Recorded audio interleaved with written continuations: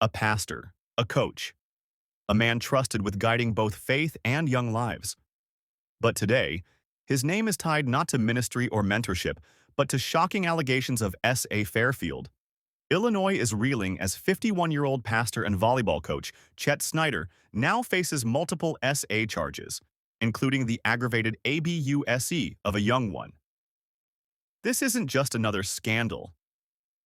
This is a betrayal at the intersection of faith, education, and community trust. And as more details come to light, the question becomes, how could someone with so much influence allegedly cause so much harm?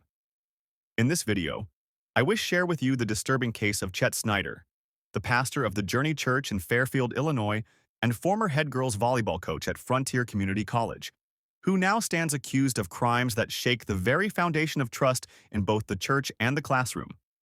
The first alarm didn't come from the pulpit or from the college campus.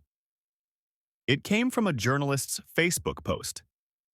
Freelance reporter Sarah Boyles took to social media, writing that a Fairfield pastor and coach had been arrested and charged with multiple S.A. offenses after allegedly restraining and forcing himself on a teenage boy.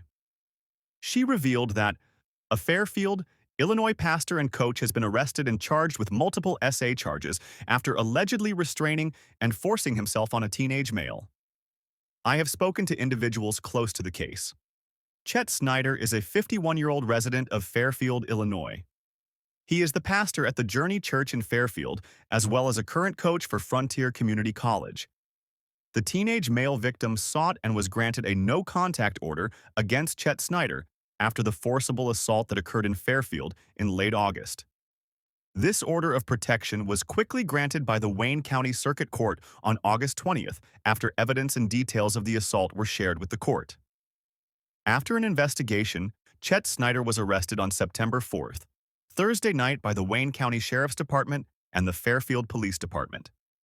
The Sheriff's Department and City Police also worked in a joint operation to search Chet Snyder's home and property. Chet Snyder is being charged with unlawful restraint during the assault, criminal S.A., and aggravated criminal S.A. Chet Snyder has been placed on paid administrative leave by Illinois Eastern Community Colleges. The college did note that it was not a student that was involved. Chet was previously a longtime Fairfield High School coach. It is believed there may be other victims. If you have information that the police should know, please reach out to the Fairfield Police Department or the Wayne County Sheriff's Department. You will be listened to and believed. Chet Snyder is currently in White County Jail, although he was initially booked into Wayne County Jail. Snyder has court on Monday, and we will be updating this story. Our thoughts are with the victim.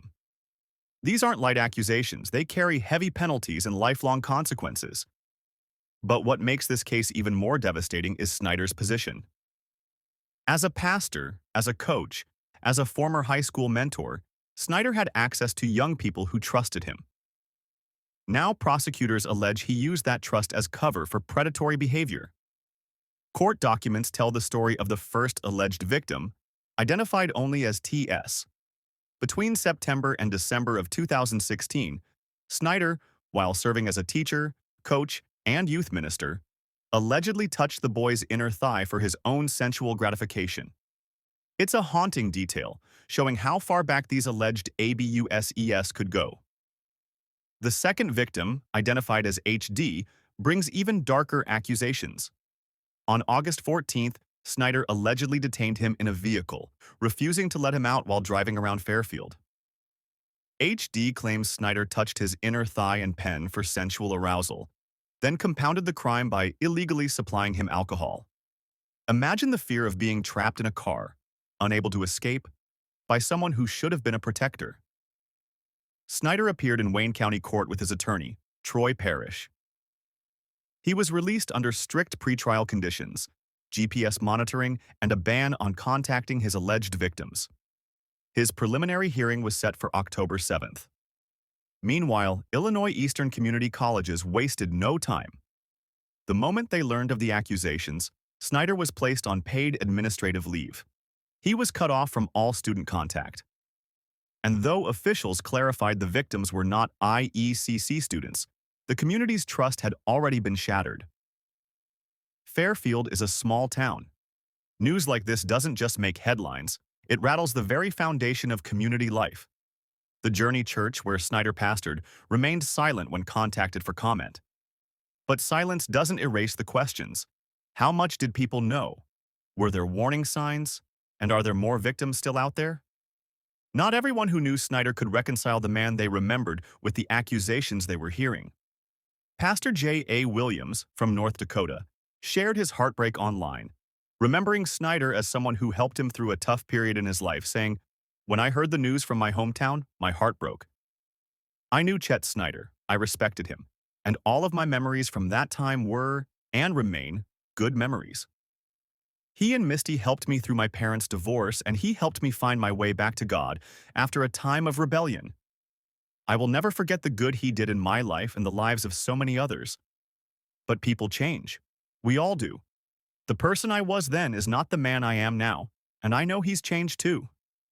The news of the accusations is heartbreaking, and if they are true, they do not invalidate the good that was done, because God can and does use a lot of imperfect people to do good things.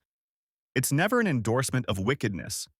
The church's duty is to mourn and to call to repentance, yes.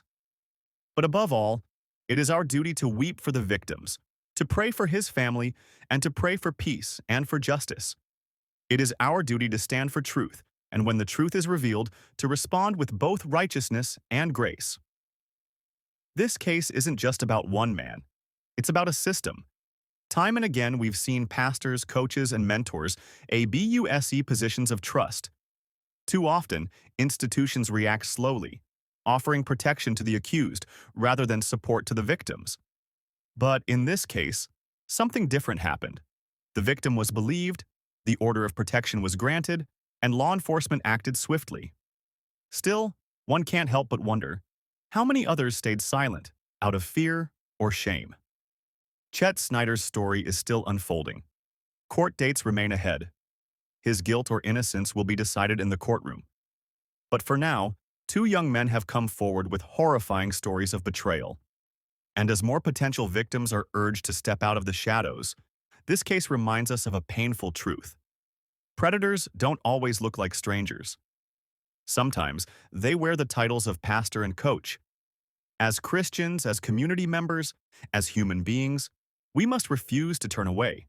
We must stand with victims, demand accountability, and pray for healing. And above all, we must remember, justice delayed is not justice denied. But silence is complicity.